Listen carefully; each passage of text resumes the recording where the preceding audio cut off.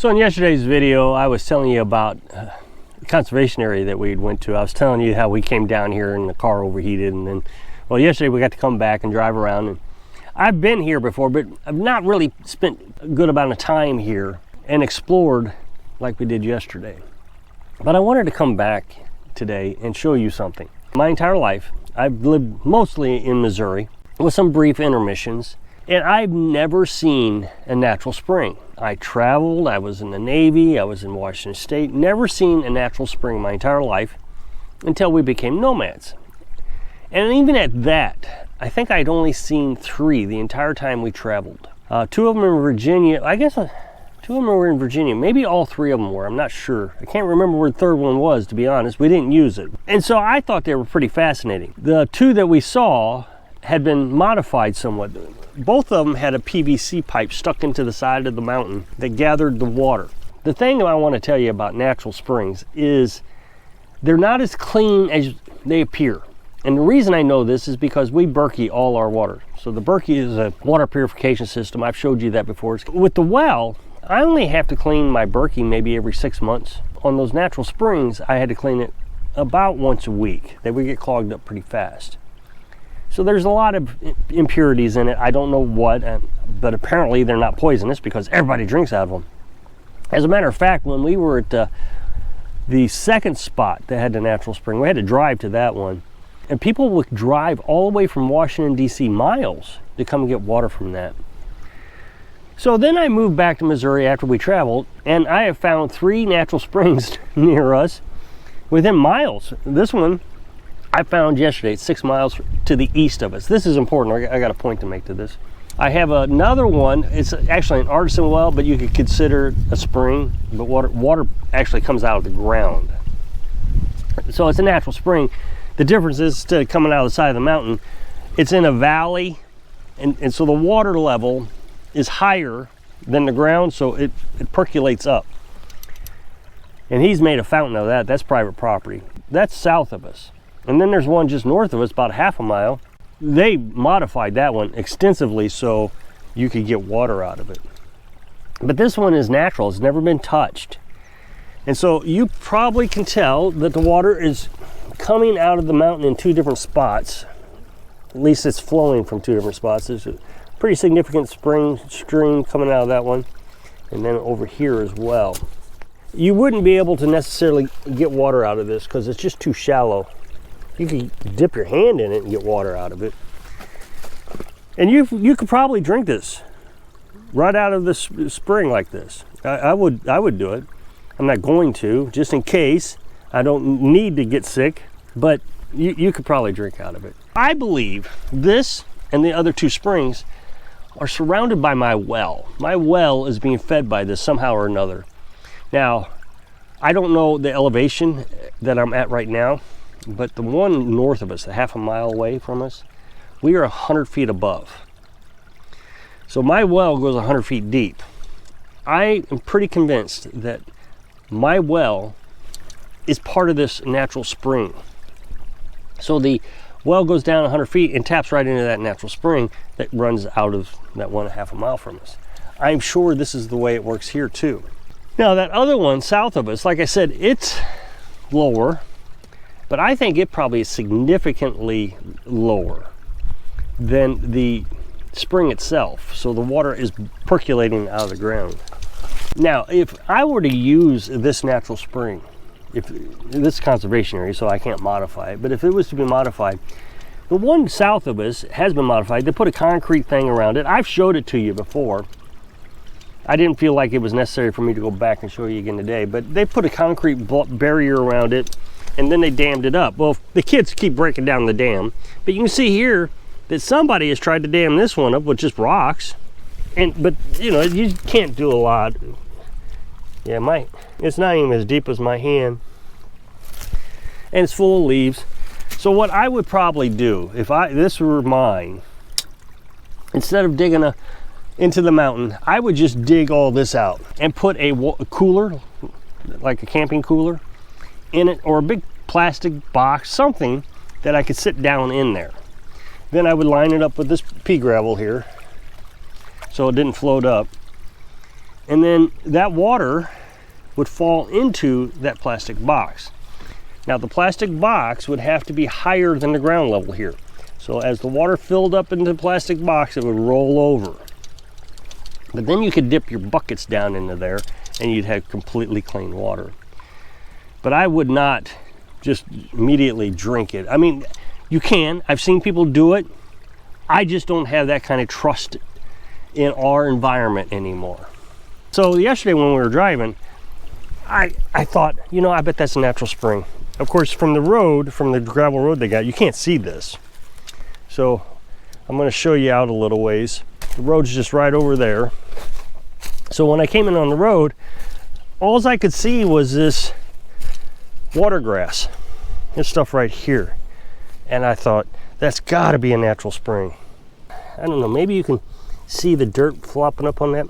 So you wouldn't be able to get the water out of here because that'd be all dirty. And that would clog your filters quite quickly.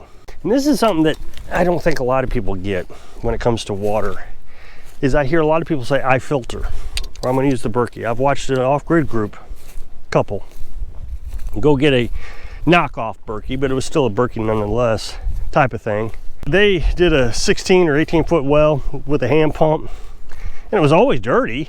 You're not getting into bedrock water, you're getting into groundwater.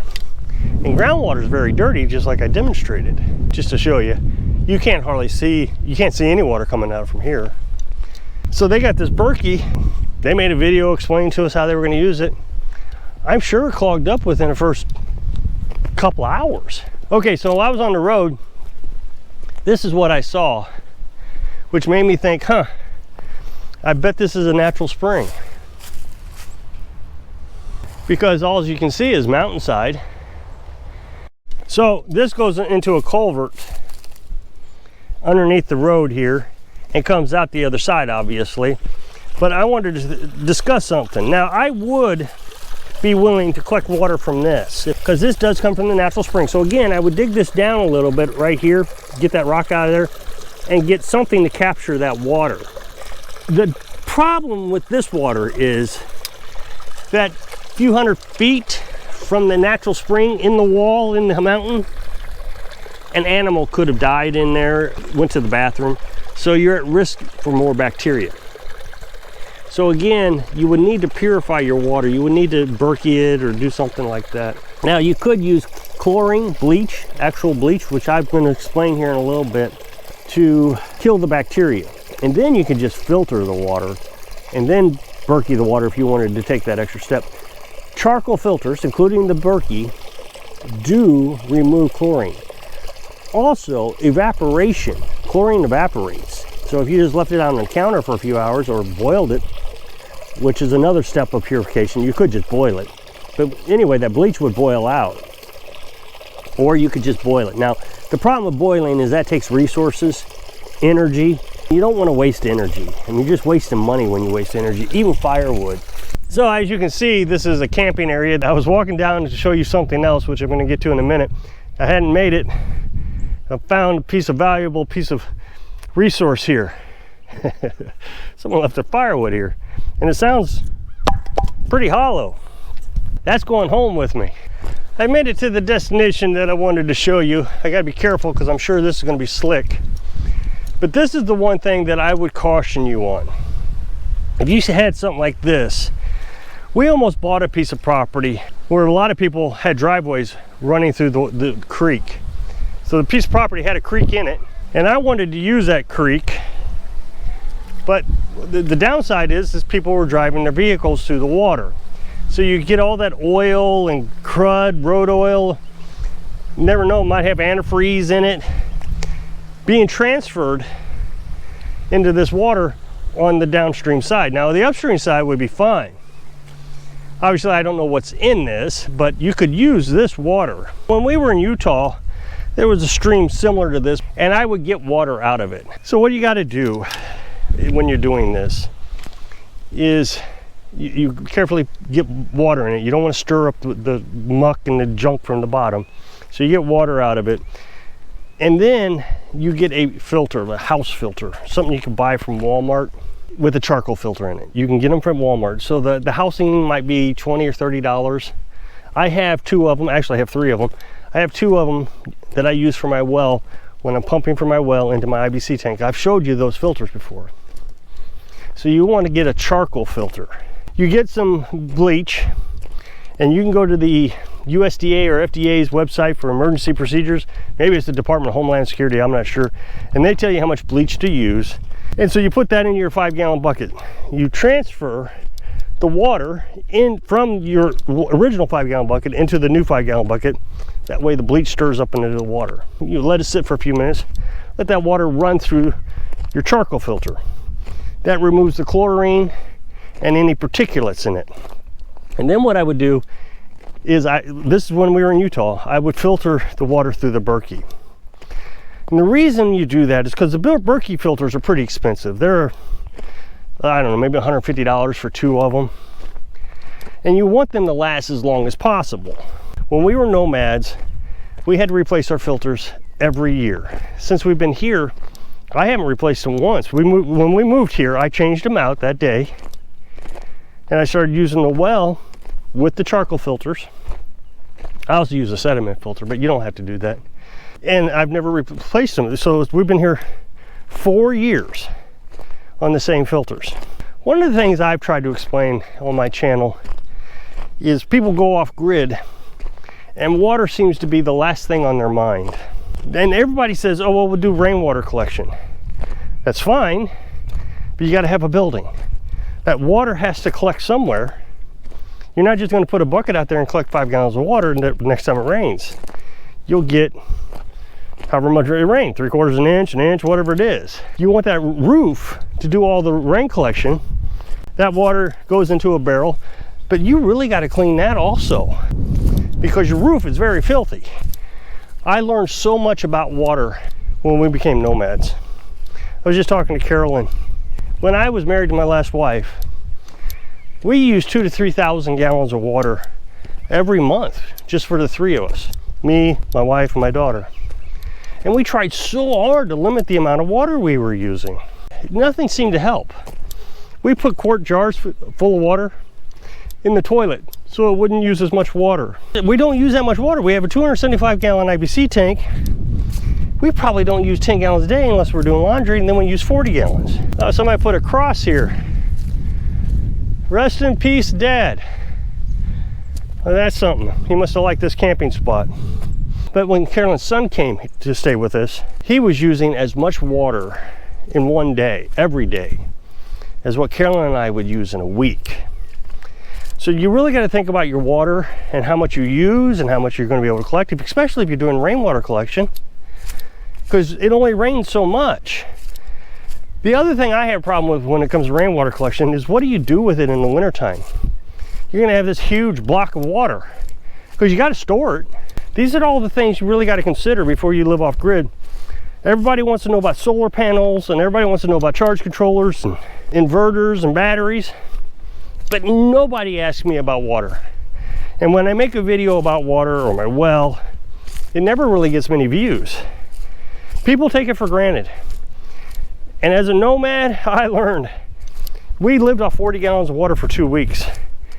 You had to conserve water. It was the hardest thing that we did, was trying to find water all the time. Of course, I couldn't come down to this conservation area without showing you the big creek. It says river. I don't think it's a river. In my mind, a river is a little bit bigger than this. I probably wouldn't get water out of to drink. It would be pretty dirty. It would be heavily contaminated, and you wouldn't know what was in it. One thing I haven't mentioned about all these bodies of water that I've showed you today is the potential to make electricity.